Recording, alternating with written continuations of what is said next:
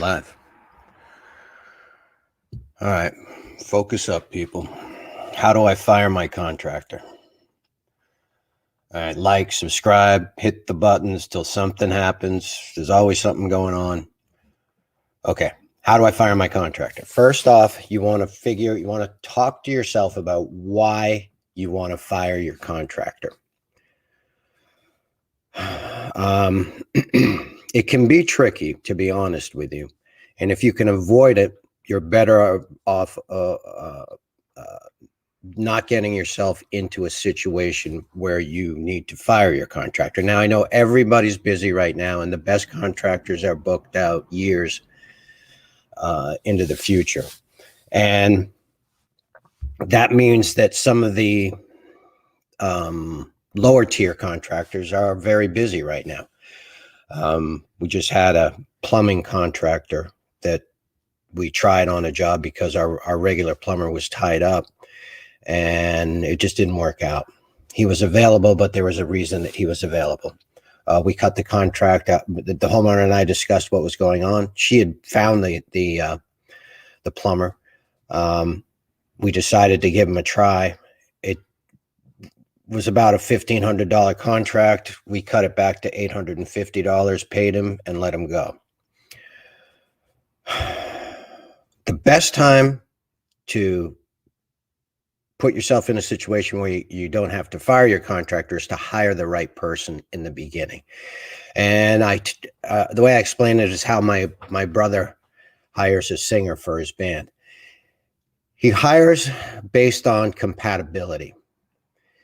And what I tell people is, if you'd want to sit down on a Sunday afternoon and watch a football game with your contractor, that's the guy to hire. Not the guy with the lowest price, not the guy with the returns the most emails. But if you feel comfortable with that person, if you'd feel comfortable having him in your house and enjoying a football game on a Sunday afternoon, that's the guy that you want to hire. That's the guy you want managing your project.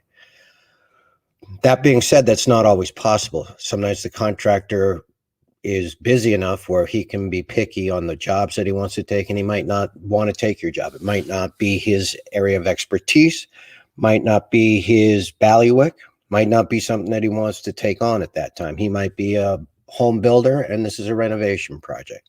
When things are slow, he might put an extension on or redo a kitchen, but he makes his bread and butter from taking a house from the footings right up to the roof and everything in between. If you find yourself in a situation where you're unhappy with the contractor's performance, you have to first, what I tell all my knuckleheads, all my dumbasses, first thing you need to do is examine your own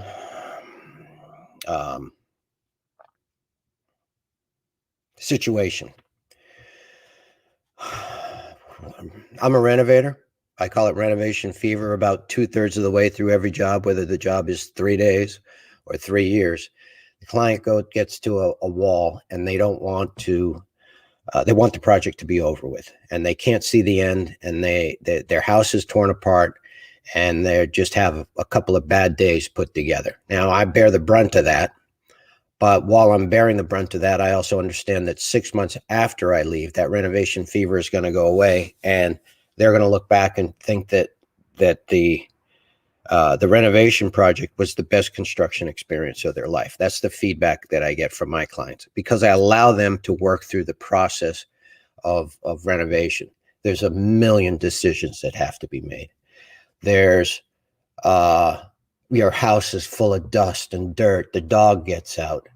We had a dog walk off a deck as we were dismantling it, dropped 8 feet down onto the pavement. The dog was fine, but boy, that leaves a knot in your stomach when things like that happen. And it's daily, every day, at least 5 guys with sawzalls and whole hogs and torches. We descend on your property, tear it apart, and you've got to go forward on faith that we're going to put it back together. It's not easy. It's a difficult process.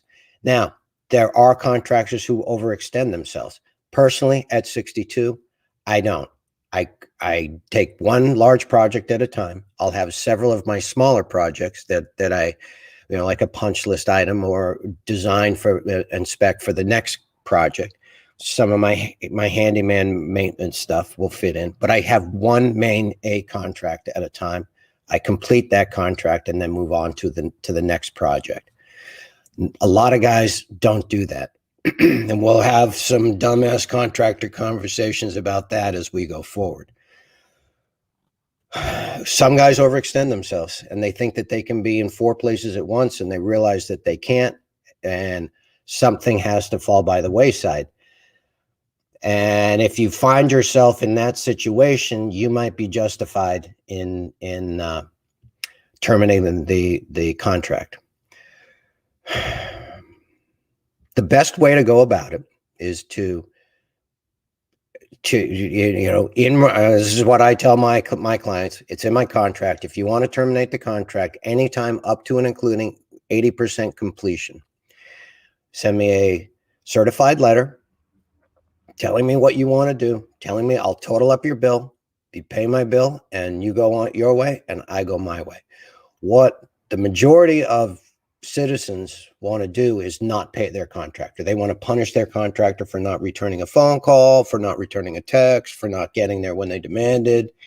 Those are the things that you have to look at how you are going through the construction process. And people on average do a large renovation every 14 years. So you never get your skill set up on your etiquette, how to speak to your contractor, how to speak to the subcontractors, how to speak to the employees. It's hard to let go of your house and turn it over to a bunch of hooligans who pretty much act like they've been in 8th grade since 1973. And Lord knows the crowd that we roll with, drug addicts, convicted felons, and undocumented immigrants, it's a tough crowd. There's days where I eat lunch with MS-13. You want to send that letter out, certified, have your contractor total up your bill, pay him in full, and then go on. That's the best way to fire your contractor. If you have justification for it. If you just don't like them. Sometimes people don't like me and they don't want me in their house. I know it's hard to believe with my effervescent personality. Some people call me a curmudgeon, but yeah, you know who you are. All right. That's the end. Certified letter, square up, and move on. Once the contract is 80% complete in the state of New York, and this is in most states, the contract is considered cured and neither party can break it. Both parties have to take the contract to conclusion. So you want to check with your lawyer, check with your state laws up until 80% completion. And that can be, what you think is 80% complete and what your contractor thinks is 80% complete are 2 totally different things. All right. We're going to work on this a lot. This is going to be a hot topic because all the contractors are busy. If you don't want me at your house, I got 50 people that want me at their house. And if those 50 people don't want me, I've got 50 contractors who will hire me tomorrow to come in and run a job for somebody who's on the edge of being fired. I come in, I pick up all the pieces, and I make it work for them. So when we all have work like this, you guys got to wait. When we don't have work and we're returning your phone calls, that's when you want to build. If I tell the biggest piece of advice I tell people is to wait, because right now everything is expensive. Everything is overpriced because there's a demand for it and there's a market for it. And as demand goes up and supply goes down, the price goes up. Simple economic fact. All right, we're burning daylight here, people. Stay loose, stay healthy. Enjoy the day. Live in a day-tight compartment. Wilson out.